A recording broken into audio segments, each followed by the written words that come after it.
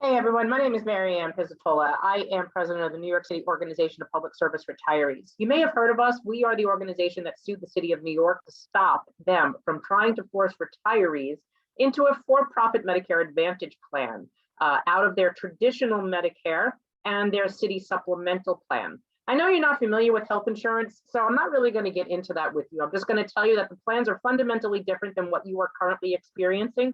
Our plans don't cost what your plans cost. Our costs for us, as in copays or deductibles, we do have a deductible, and we never had copays until the unions imposed them on us this past January.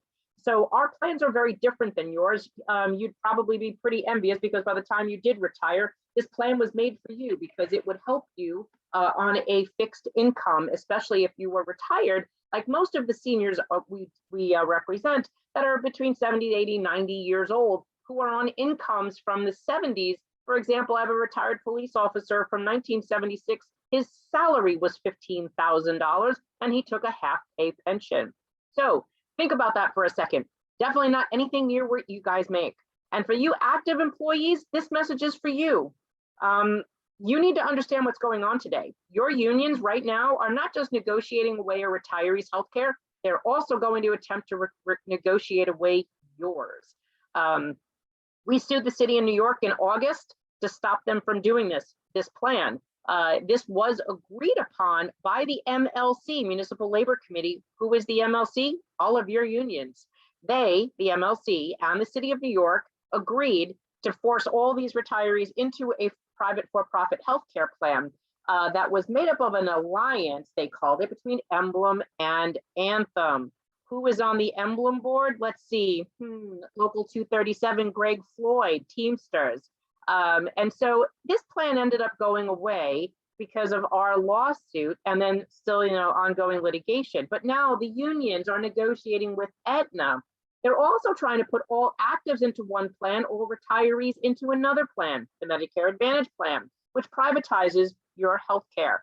There's a lot of good things about, trying to save money and streamline some of the problems that the city has. However, trying to do it this way is the wrong way to go. Medicare Advantage plans are okay for some people, they're not good for everyone. And part of the problem is that the unions aren't listening to the problems that these plans will cause people who are retired. Why don't the unions know? Because they're not retired. They're not familiar with what retirees are experiencing or decisions that they will have to make in the next chapter of their life. Like, for example, Medicare Advantage plans will harm retirees who are living in stepped care communities. What is that? If you are living either in independent, assisted, memory care, or nursing care, these plans will not cover you. The reason being is because they're residential communities in which you sign a contract that states that you will maintain your traditional Medicare and your supplement. Because MA plans, Medicare Advantage plans, have prior authorizations, you will most likely be kept from the care that you are needing. And the process would be lengthy, time-wise and paper-wise, in order to get you what you need. And you're still not guaranteed to get it. There might be appeal processes, and this is just not responsible for someone who's taking care of you to be involved in. That's why streamline the policy, keep it traditional Medicare and your supplemental, and then everything will be fine. In this situation, if a retiree living in one of these communities is forced to be in an MA plan, they would have two choices: either stay in the facility and opt out of their city health care. By doing that, they now incur the cost of the city supplement plan that they would have to buy by themselves, which would be about $200 a month. Because they've opted out of the city plan, they'd also have to pay for their Medicare on their own, which right now the city offers Medicare B reimbursement. That's been in effect since 1967.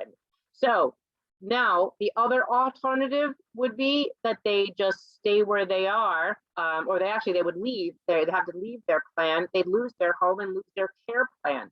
These are people who are, again, 70, 80, 90 years old, who don't have someone to take care of them. They don't have children to take care of them, or don't want to burden their children to take care of them through their end of life, or they don't have a spouse.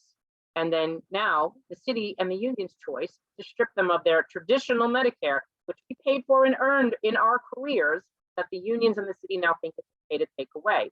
Well, today it's affecting us, but guess what? It affects you tomorrow. If you become disabled, this would be the plan that you were on. If you are over 65 and still working, or over 65 and retired, this would be your plan. So by them not understanding what they're doing to you and us, by you guys not understanding what this is, you're not able to fight your union. You don't even realize what they're doing. They've been saying that they've given you have given no give backs in your last couple of years of your contracts. But guess what? You've been giving give backs for years and you don't even know it. Prior authorizations on your GHI plan, increased copays on your GHI plan. This is all that. This is a give back. And this was the goal. With all of the Milliman and Siegel reports, the city was doing contracting with Milliman, which is like an analysis company, research, to determine how they can best prevent you from utilizing your health insurance so that they could save money. Your unions are behind this, guys. Wake up. This is what we don't understand, why you're not listening to the retirees. I know you're retired. The unions are telling us we're cranky. We don't know what we're talking about. We're just complaining. But no. We filed a lawsuit last August, a year ago. We won in March. If we were wrong, we wouldn't have won. The law that we won on, 12-126, protects you, the active, us, the retirees. It's been around since 1967. It does two things. One, it sets the HMO benchmark, the cap that the city has to pay for your health insurance and mine. It also gives Medicare B reimbursement because the city is supposed to pay for the basic plan for everybody. Up to that cap. This is why this is important to protect. It protects active workers, retirees, and our beneficiaries, our dependents. This is why this is important.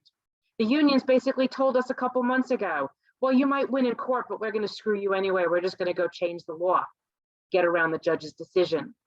Once you do that, you open yourselves up to premiums, increased copays, increased deductibles. There won't be an end.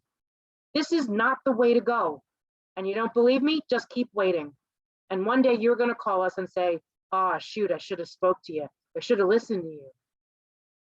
The New York City Organization of Public Service Retirees. Our website is www.nycretirees.org. Pay attention, because last year they came after us. This year now, they're coming after you too. Please pay attention. Reach out to us. Let us fill you in what's going on. DC 37, the UFT, the Teamsters 237, Greg Floyd, who's also on the board of Emblem, as well as Harry Nispoli, sanitation workers, chair of the MLC. These are the four unions making the decisions that pretty much govern the entire MLC. Whether they like it or not, because you have to have 2/3 of the controlling vote in order to do what you want to do, in order to pass a motion. Between DC 37 and the MLC, they almost control 2/3 of the vote. You add in 237, Greg Floyd and Harry Nispoli, they get what they want every single time. You don't like it? Get out of the MLC and start your own MLC. But if you keep doing nothing, they're going to keep rolling you over and doing what they want. Last year, they came after us. This year, they're coming after you. They're trying to force you guys into one plan, us into another plan, and kill everything else on the table. And then the unions are trying right now to modify the administrative code 12-126 that protects all of us. Call your union today. Trust me. This is the message you want to listen to. And if I'm wrong, come back on here and tell us we're wrong. And that's a challenge.